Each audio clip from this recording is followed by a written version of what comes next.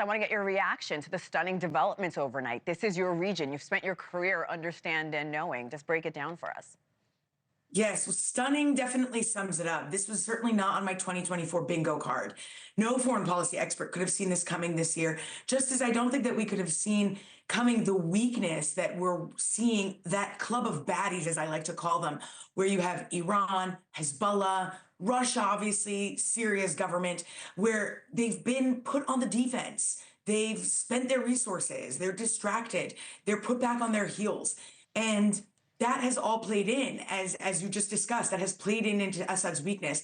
But the other thing that I'm going to try and sum up very quickly the last 13 years of this conflict, where when this civil war broke out and Assad responded to protests with indiscriminate violence, and after that, everything had unfolded. Iran went in to step in and help Assad. Then Hezbollah went in and sent their top fighters. And then the tides didn't really shift for Assad until 2014, when Russia stepped in. And they came in with their airplanes and started bombarding, helping Assad bombard everywhere. And their argument was that they were bombarding ISIS, but they were really bombarding civilians. And in 2020, they reached a ceasefire with these rebels. And I want to talk about those rebels because it's important.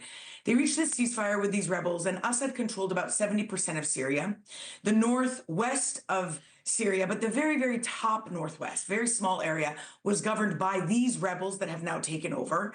And the northeast is where you have the Kurds, who are a strong U.S. ally and with whom we partnered to counter ISIS. And that's really important because we wouldn't have been able to counter ISIS without the Kurds on the ground manning that defensive.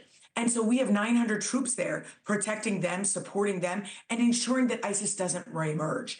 And the thing that's been so stunning to me is that the rebels in particular, this is a ragtag group that was designated by the United States as a terrorist organization.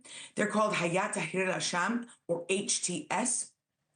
And they were designated as such because when I was in the government, they were viewed as basically Al-Qaeda and Iraq's branch in Syria. They had very close ties to Al-Qaeda.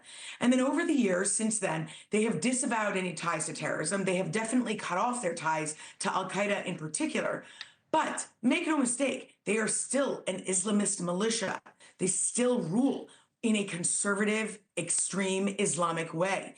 And they are, in this small area that they do control, they have repressed dissidents, they have silenced individuals. They don't have freedom of speech exactly. They are not very friendly to minorities, though they are trying to tout a different image right now. So I can't say for sure how this is going to turn out. I think this, and again, to that point, that it's so stunning. No foreign policy expert could have seen this happening, but I'm very worried of more bloodshed amongst the civilians and just this general chaos, because this is not a group that can govern an entire country the size of Washington State. With more than 20 million people inside Syria. That's such a good point, because I think people are wondering what happens next. So the question remains, we don't know. I do want to talk about the impact this will have on American presence in the region. You mentioned we have soldiers on the ground. From a diplomatic and military standpoint, we know the Air Force carried out strikes inside that country just last week. There are U.S. troops on the ground. What does that mean for us here? That's right. The priorities of the United States are mostly to protect the Kurds and to ensure that there's no reemergence of ISIS. After all the work that we and our coalition partners did, and the Kurds, our main allies, did to make sure that they lost the amount of territory that they controlled, ISIS, they want to make sure they don't reemerge. So that's the first. The second thing that you're going to see is generally, to be honest with you, a focus on. They're not focused on Syria. They're not going to be focused on Syria, certainly not in the last 6 weeks of Biden's administration. They're still focused on ensuring that the ceasefire they brokered between Israel and Lebanon remains. It's very tenuous, as you know. They're focused on trying to achieve something in Gaza, if they can, in the last few weeks of Biden's presidency. And that's where that's going to see. The one thing that I would like to see personally is you have Austin Tice, who was an independent journalist who had been kidnapped and detained in Syria back when the Syria civil war started. And this rebel group, and we know the Biden administration has said that he was being held by the Syrian government and that he was alive. His family has come out to say that they know that he's alive. And so given that this is the rebel group that has now released, by the way, prisoners in one of the worst prisons, I'd be very curious to see if Austin Tice gets released. And I certainly hope that the Biden administration focuses on that. You mentioned that.